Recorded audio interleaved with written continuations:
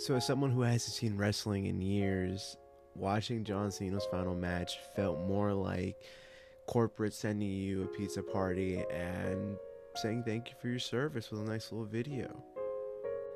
And I'm not saying that this final match had to be like this picture perfect, riding into the sunset, you win your last match, and you finish on a W.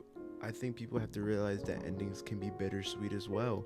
Sometimes endings can leave you feeling empty, and you might not get what you really wanted at the end of the day.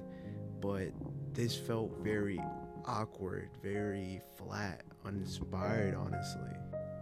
And I remember back then when I was like a little kid, like I remember seeing retirement matches and seeing like how it was done nicely. You know what I mean? Like I think there's something to be said about narratively, like how something can capture your emotions and your feelings and make you feel a type of way about a character, or in this case, a wrestler. And I imagine people did feel very sad that this was like John's final match, and maybe they cried. I felt some type of way, like, damn. Honestly, I felt more old because I was like, damn, this guy's retiring. I remember seeing him when he was like mad young, when I was young. So I'm like, whoa, whoa. It felt more like I was in the present, like, oh shit, I'm getting older.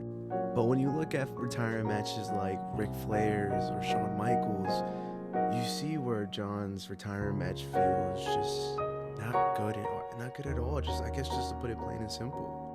And while I do find that it can be poetic that the guy that's all about hustle, respect, loyalty, once a rapper, never gives up in his final match, like being tapped out.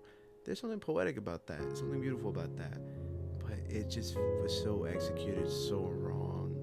And then you get that awkward, everyone's around the ring clapping, everyone booing Triple H and everything like that.